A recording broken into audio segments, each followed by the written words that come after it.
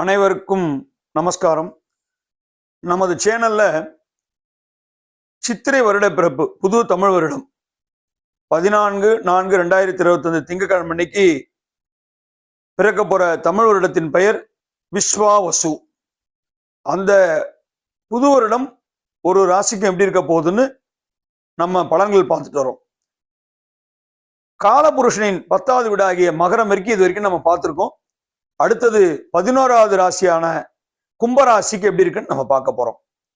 அதுக்கு முன்னாடி நம்ம சேனலை சப்ஸ்கிரைப் பண்ணாதெல்லாம் சப்ஸ்கிரைப் பண்ணிக்கங்க, பெல் ஐக்கானை ப்ரெஸ் பண்ணிக்கங்க. நம்ம அடுத்து போட போற ஒரு வீடியோவுமே உங்களுக்கு பார்க்கறதுக்கு சௌகரியமா இருக்கும். அதே நேரத்தில் இப்போ வீடியோஸ் போடும்போது நிறைய கிராஃபிக்ஸ்லாம் ஆட் பண்ணி நிறைய ஒரு இதுக்காக போடுவாங்க, பார்த்துருப்பீங்க. நம்ம இருக்கிறத நம்ம உட்காந்துருக்கிற இடம், நம்ம பூஜை பண்றோட கடவுளோட அனுகிரகம், அது மாதிரி தான் நம்ம கிருஷ்ண பரம ராதே கிருஷ்ணரை நம்ம வச்சிருக்கோம். இந்த இடத்துல குபேரனை வச்சிருக்கோம். ஸோ நம்ம எடுக்கிறது எல்லாமே தம்ப்நெயில் நல்லா இருக்கணும் அப்படிங்கிறதையும் ஒரு தாண்டி நம்ம லக்ஷ்மி குபேரர் அவருடைய பிக்சர், இதுக்கப்புறம் பார்த்தீங்கன்னா இந்த பக்கம் ராசி, கீழே ராசியோட அதிபதி சிவன், இப்படிதான் நம்ம போட்டுட்டு வரோம் வருஷப்பரை பொறுத்த வரைக்கும். ஸோ நம்ம கண்டென்ட் எப்படி இருக்கும் அப்படின்றது நீங்க ஒவ்வொருத்தரா பார்த்துட்டு வரலாம். நான் எல்லாருக்குமே ஒன்று மட்டும் பொதுப்படையாக சொல்லிப்பேன், பலன்கள் எல்லாருமே பொதுப்படையாக தான் சொல்லுவாங்க. யாரும் தனிப்பட்டு சொல்ல முடியாது. தனிப்பட்டுன்னா உங்க ஜாதகர் இருந்தால் தான் நம்ம சொல்ல முடியும். புரியுதுங்களா? அதே நேரத்தில் நாம என்ன அடுத்தவங்களுக்கு செய்கிறோமோ அதுதான் நமக்கு திரும்ப கிடைக்க போகுது. அதுதான் கலியுகத்தில் நடக்கிற முக்கியமான விஷயம். நம்ம நல்லது செஞ்சா நமக்கு நல்லது வரும், கெட்டதுன்னா கெட்ட. இதுதான் கர்ம பலன் அப்படின்வாங்க. கர்ம பலனை ஆல்ரெடி பகவான் நமக்கு எல்லாருக்குமே ஃபிக்ஸ் பண்ணிட்டார். பிறப்பு அப்படின் போதே நம்முடைய கடைசி டேட் எப்பன்றதும் ஃபிக்ஸ் ஆயிடுச்சு டைமோட.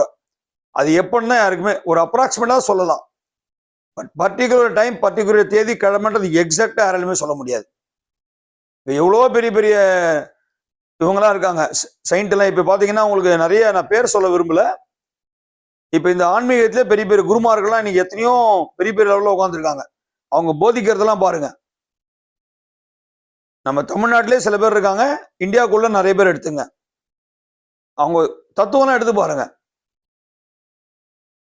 என்ன பகவான் கொடுத்துருக்காரோ அதான் அந்த கண்டென்ட் அவங்க சொல்ற விதம் சில பேரை பெரிய லெவலில் கொண்டு போகுது. எத்தனையோ லட்சக்கணக்கில் போய் அவங்களுக்கு டொனேஷன்ஸ் கொடுக்குறவங்க, அவங்கள பெரிய லெவலில் ஆக்குறவங்க எவ்வளோ பேர் இருக்காங்க. ஸோ வளர்ச்சின்னு பார்த்தீங்கன்னா எல்லாமே பகவான் இவங்களுக்கு இந்த பிறவில எது நடக்கணுன்றது நமக்கு ஃபிக்ஸ் பண்ணியிருக்காரு. அதுதான் நடக்க போகுது. அதே மாதிரி பகவத்கீதை சொல்ற மாதிரி நம்ம எதுவுமே கொண்டு வரல, எதுவுமே கொண்டு போகல. எல்லாமே இங்கே கொடுக்கப்பட்டது, இங்கே எடுக்கப்பட்டது. இந்த ஜாதகம், அஸ்ட்ராலஜின்றது, ஜோதிடன்றது பார்த்தீங்கன்னா இது ஒரு சப்ஜெக்ட். வான்வெளி மண்டலம், அது நம்ம சயின்டிபிக்ல சொல்லும் போது பிளானட்ஸோட position, sun, moon, Jupiter, Saturn, இப்படி நம்ம பிரிச்சு சொல்றோம் வான்வெளியில. ஆனா நம்ம பஞ்சாங்கத்துக்கு இருக்கிற வேல்யூ அவங்களுக்கே. அடுத்த வருஷம் ஒரு கிரகணம் வருது அப்படின்னா அது ஒரு வருஷத்துக்கு முன்னாடி நம்ம பஞ்சாங்கத்துல கணிச்சிடுறாங்க. அதே மாதிரி சூரியனுடைய ரைசிங் வச்சே டைம் சொல்லுவாங்களாம். உங்களுக்கு தெரியும், காலை 7 மணிக்கு, இப்ப மணி 10, இப்ப மணி 12, நடு உச்சியில சூரியன் வரும்போது 12 மணி. இதெல்லாம் பாருங்க, அப்பெல்லாம் கடிகாரம் எல்லாமே அதிகாலத்து டைம் சொல்லியிருக்காங்க. இதெல்லாம் நிறைய நம்ம சொல்லிக்கிட்டே போகலாம். இதுதான் பகவான் ஒவ்வொருத்தருக்கு கொடுத்த ஒரு கிஃப்ட். இப்ப நம்ம சேனலுக்குள்ள போகலாம். அதுக்கு முன்னாடி பார்க்குறவங்க எல்லாருமே உங்க ஃப்ரெண்ட்ஸ், ரிலேட்டிவ்ஸ், கொலீக்ஸ்க்கு எல்லாருக்குமே ஃபார்வர்ட் பண்ணுங்க. அவங்களையும் முடிஞ்சாலும் சப்ஸ்கிரிப்ஷன் பண்ண சொல்லுங்க. நம்ம சேனல் வளர்ச்சிக்கு உதவிட்டு வர அத்தனை நல்வுள்ளங்களுக்கும், இனி வரப்போற நல்லுள்ளங்களுக்கும் என்னுடைய மனமார்ந்த நன்றியை தெரிவித்துக் கொள்கிறேன். கும்பராசி, காலபுருஷனின் 11வது வீடு, சனி பகவான் ஆட்சி புரிகின்ற இடம்.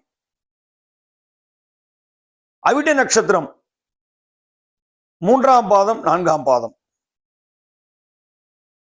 சதய நட்சத்திரத்தில் வருகின்ற 4 பாதங்கள். பூரட்டாதி நட்சத்திரத்தில் வருகின்ற 1, 2, 3 பாதங்கள். இதை உள்ளடக்கியதான் இந்த கும்பராசி. அப்ப அவிட்டம்னா செவ்வாய் பகவான், சதயம்னா ராகு பகவான், பூரட்டாதினா குரு பகவான். இந்த 3 இந்த கிரகங்களுடைய ராசி நட்சத்திர புள்ளிகளும் இந்த கும்பத்துல வருது. இப்போ கிரக அமைப்பு எப்படி இருக்கு வருஷப்படி நம்ம முதல்ல பார்த்துருவோம். ஃபர்ஸ்ட் மேஷ ராசியில சூரியன், அங்க சூரியன் வந்து உச்சபலம். அடுத்ததாக ரிஷபத்துல குரு பகவான் சுக்கிரன் வீட்டுல. அடுத்தது கடகத்துல செவ்வாய் பகவான், கன்னியில கேது பகவான், கூட சந்திர பகவான். சந்திர பகவான் காலையில் 7:45 துளாராசிக்கு மாறுகிறார். அப்போ வருஷப்பருப்பு வரும்போது சந்திரன் வந்து கண்ணில தான் இருக்காரு. அடுத்தது துலாம்ல மாறி, அப்போ ஃபுல் டே வந்து அவர் டிராவல் பண்ண போது துலாம்ல தான். ஸோ நம்ம துலாமே கணக்கு எடுத்துப்போம். முக்கியமா சந்திரன் நம்ம மெயினா சந்திராஷ்டமத்தை வச்சு தான் கணக்கு எடுத்துப்போம். ஏன்னா அவர் 2.25 நாளைக்கு ஒருத்தர் மாறிட்டே இருப்பார்.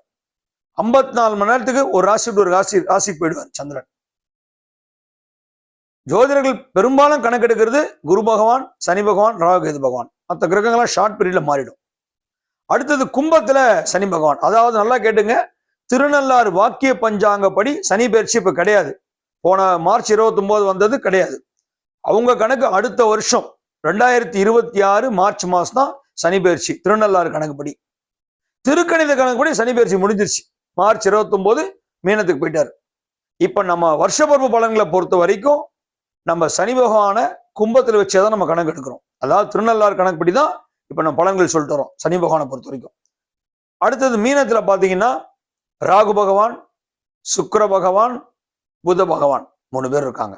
இதுதான் அந்த கிரக அமைப்பு வருஷப்பருப்பு அன்னைக்கு. இப்ப நம்ம கும்பராசிக்கு எப்படி பார்க்கலாம். கும்பராசி அங்க ஏற்கனவே சனி பகவான் இருக்கார், ஜென்ம சனி. இதை தாண்டி பாத்தீங்கன்னா இந்த சனி பகவானுக்கு ஒரு சிறப்பு தன்மை உண்டு. ஆயுஷ்காரகன் நம்ம சொல்றோம் இல்லையா, தொழில், கர்ம, ஜீவனஸ்தானம், இது அவர் தான் டிசைட் பண்றாரு. அதனால்தான் காலபுருஷன் 10வது வீடு 11வது வீடு ரெண்டுமே அவர் கையில இருக்கு. புரியுதுங்களா? 10, 11 ரெண்டுமே அவர் தான் வச்சிருக்காரு. இதை நம்ம முக்கியமா கவனிக்கணும். சிவன் வந்து சனி பகவானுக்கு மட்டும் ஸ்பெஷல் இது கொடுத்திருக்காரு. தன்னுடைய பேரை, தன்னுடைய பட்டத்தை சனி பகவான் வச்சுக்கிற மாதிரி சனி ஈஸ்வரன் அப்படின்னு தான் அவர் கொடுத்திருக்காரு. அப்ப அந்த கும்பராசி எவ்வளவு சிறப்பு வந்து பாருங்க. லாபஸ்தானம் காலபுருஷனுக்கு 11வது இடம். இப்ப கும்பராசிக்கு பாத்தீங்கன்னா ஜென்ம சனி, மகரத்துக்கு வந்து பாத சனி, மீனத்துக்கு வந்து பொங்கு சனி, இதுதான் நடக்குது. அப்ப கும்பராசிக்காரங்களுக்கு ஜென்ம சனி நடக்குது. அதே மாதிரி சூரிய பகவான் வந்து 3வது இடத்துக்கு போறாரு. சனி பகவானுடைய பார்வை சூரியனை பார்க்கிறார் வருஷப்பருப்பப்போ. பட் அது அந்த அளவுக்கு உச்சிதம் கிடையாது. ஏன்னா சூரிய பகவானும் சனி பகவானும் பார்த்துக்க கூடாது. இங்க சூரியன் சனி பகவானை பார்க்கல, சனி பகவானுடைய பார்வை தான் 3ஆம் பார்வையை சூரியனை பார்க்கிறாரு. அதனால கும்பராசிக்கு பெரிய தப்புன்னு சொல்ல முடியாது. ஏன்னா சூரிய பகவான் ஒரு மாசம் அடுத்த ரிஷபத்துக்கு போயிடுவார். மாசம் மாற போற கிரகம். கும்பராசியை பொறுத்த வரைக்கும் நல்ல ஒரு அமைப்பா தான் இருக்குது இந்த வாட்டி. அடுத்து 2ஆம் இடத்துல குடும்பந்தன வாக்குஸ்தானத்துல யார் அப்படின்னு பாத்தீங்கன்னா புத பகவான் நீச்ச பலம், சுக்கிர பகவான் உச்ச பலம், ராகு. இங்க ராகு 2ஆம் இடத்து ராகு விசேஷம் தான். ஏன்னா குடும்பந்தன வாக்குஸ்தானம் ராகு இருந்துச்சுன்னா பணம் கொடுக்கறதுல குரு பகவான் ஈக்குவல். ராகு போல கொடுப்போனம் இல்லைன்னு சொல்லுவாங்க. குரு எந்த அளவுக்கு குரு வந்து தனகாரக, புத்திரகாரக, பூர்வ ஜென்மகாரக. தனம்னா பணம், அதை கொடுக்கறது குரு. குரு கொடுக்குற அளவுக்கு ராகுவும் கொடுப்பாரு. கொடுக்கறது ராகு மாதிரி வராது. ராகு பொறுத்த வரைக்கும் நல்ல ஒரு அமைப்பா தான் இருக்காரு கும்பத்துக்கு, தப்பு கிடையாது. அதே மாதிரி உங்களுடைய ராசியிலே சனி பகவான் இருக்கும்போது அந்த ராசி வலுப்படும். ஸோ ஆயுள் பலம் நல்லா இருக்கும். கும்பராசிக்கு பொறுத்த ஹெல்த் நல்லா இருக்கும், ஆயுள் பலம் நல்லா இருக்கும். புது வருஷம் நல்ல ஒரு அமைப்பா தான் இருக்க போகுது. புரியுதுங்களா? பயப்படுற மாதிரி எதுவுமே கிடையாது. 3ஆம் இடத்து சூரிய பகவான் ஒரு மாசம் இருக்க போறார். கொஞ்சம் அந்த ஒரு மாசம் கொஞ்சம் கேர்ஃபுல்லா இருக்கணும் கும்பராசி பொறுத்த வரைக்கும். சனி பகவானுடைய பார்வை சூரியனை பார்க்கும்போது தன்னுடைய தகப்பனார சனி பகவான் பார்க்கிறார். ஏன்னா ஆக்சுவலி சனி பகவானுக்கு சூரிய பகவானுக்கு ஆகாதுன்ற விஷயம் எல்லாருக்குமே தெரியும். அதனால முதல் ஒரு மாசம் சித்திரை வரைக்கும் கொஞ்சம் நீங்க கேர்ஃபுல்லா இருக்கணும். சரிங்களா? அடுத்து 4ஆம் இடத்துல குரு பகவான் அர்த்தாஷ்டம குரு. ஏற்கனவே கொஞ்சம் அர்த்தாஷ்டம குருன்றது கொஞ்சம் டஃபா தான் இருக்கும். இருந்தாலும் சனி பகவானுக்கு அர்த்தாஷ்டம குரு டஃப்ன்றதை தாண்டி 4ஆம் இடம்ன்றது என்ன? தாய்ஸ்தானம், சுகஸ்தானம், இப்படி சொத்துக்கள், அப்படியே அசட், அதெல்லாமே 4வது இடம். அங்க வந்து குரு இருக்கிறது நல்லதுதான், அது சுக்கிரனோட வீட்டுல இருந்தாலும் தப்பு கிடையாது. அதே நேரத்துல சனி பகவானுக்கு 4வது இடம். ஸோ அந்த இடமும் ஓரளவுக்கு ஓகே தான், நாட் குட் அப்படி நாட் பேட்னு சொல்ல முடியாது. அடுத்ததாக இப்ப குரு பயிற்சி மே மாசம் தான் குரு பகவான் வந்து மிதுனத்துக்கு போயிடுவாரு. அப்ப என்ன ஆகுது, பூர்வ புண்ணிய ஸ்தானத்துக்கு போயிடுறாரு, கும்பத்துக்கு 5ஆம் இடம். அங்கிருந்து உங்க கும்பராசியை குரு 9ஆம் பார்வையா பார்க்குவார், அது இன்னும் விசேஷம். ஸோ மே மாசத்துக்கு அப்புறம் கும்பராசி ரொம்ப ஸ்ட்ராங்கா இருக்க போகுது, ரொம்ப ரொம்ப விசேஷமா இருக்க போகுது. அடுத்தது 6ஆம் இடம் ருணரோக சத்ருஸ்தானத்துல யார் இருக்காங்க, செவ்வாய் பகவான், பூமிகாரகன் அங்க இருக்காரு. கடகராசி நம்ம சந்திரனோட வீடு. இப்ப கும்பராசிக்காரங்க யாருக்காவது சந்திர தசை நடந்துச்சுன்னா கொஞ்சம் கேர்ஃபுல்லா இருங்க.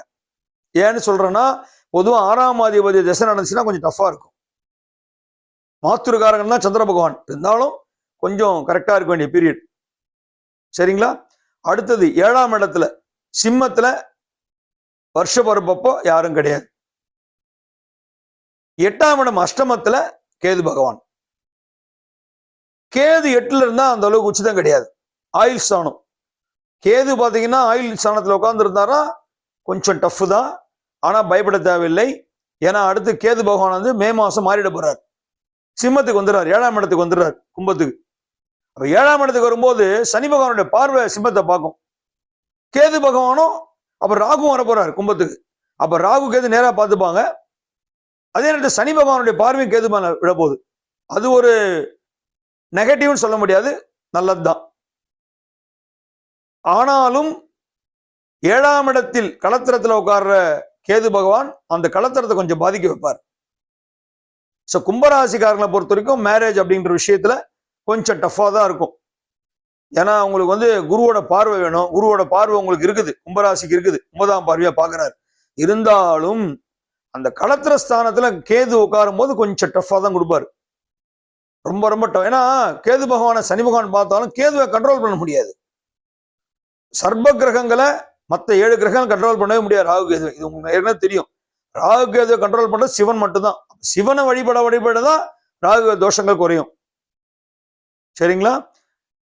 அதே நேரத்துல சந்திர பகவான் வந்து இப்போ 8ஆம் இடம் வருஷபர் வரும்போது அஷ்டமத்தில் இருக்க சந்திர பகவான் 9ஆம் இடம் பாக்கியத்துக்கு போயிடுறாரு. அது ஒரு விசேஷம் தான்.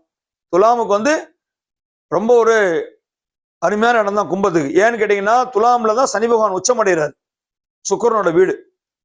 அதனால இன்னும் சொல்ல போனா மகரம் கும்பத்தை விட அவர் பலம் பொருந்திய இடம்னா துலாம் தான், சனி சொன்னது. அப்ப பொதுப்படியா எடுத்தீங்கன்னா கும்பராசியை பொறுத்த வரைக்கும் இந்த புது தமிழ் வருட பிறப்பு மிக விசேஷமாகத்தான் இருக்கிறது. அதுல ஒண்ணும் மாற்று கருத்தே கிடையாது. புரியுதுங்களா? ஏன் அப்படி சொல்றேன்னு கேட்டீங்கன்னா, காலபுருஷ தத்துவப்படி தொழில் கர்ம ஜீவனஸ்தானம்ன்றது மகரம், லாபஸ்தானம் அப்படிங்கிறது கும்பம். இரண்டுத்துக்குமே அதிபதி சனி பகவான். அப்ப சனி பகவானுடைய ராசியா இருக்கிறதுனால கும்பத்துக்கு அது ஒரு பிளஸ் இருக்குது. அதே நேரத்துல இங்க வந்து முக்கியமான கிரகோட நட்சத்திர புள்ளிகளும் விழுதுங்க. செவ்வாய் பகவான் அவருடைய ராசி தான் மேஷம் விருச்சிகம், அந்த மேஷத்துக்கு தான் சூரியன் போறாரு. சரிங்களா?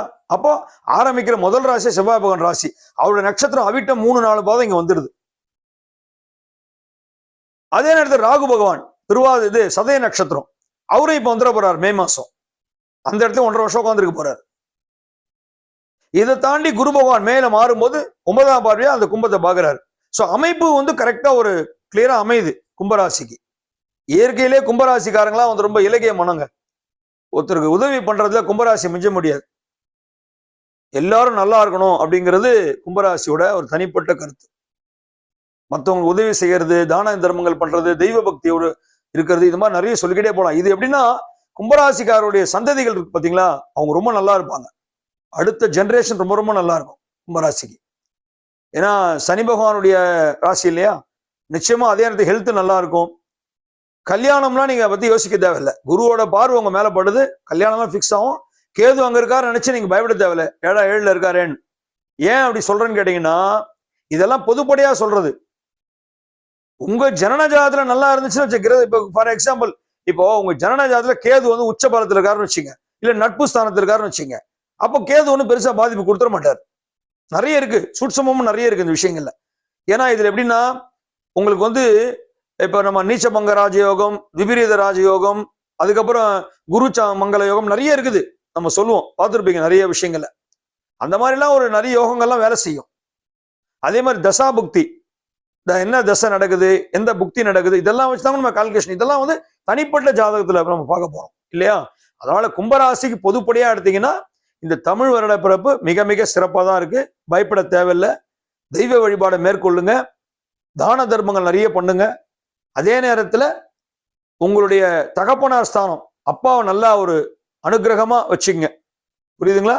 அதே மாதிரி அண்ணன், உங்களுக்கு மூத்தவர்கள் இருக்காங்க பாத்தீங்களா, 11ஆம் பொதுவா யாருன்னா அண்ணன் அக்கா அப்படின்றவங்க, சரிங்களா? அந்த ஸோ நம்மளோட வயதில் மூத்தவங்க, அவங்களுக்குலாம் நல்ல ஒரு மதிப்பு கொடுங்க.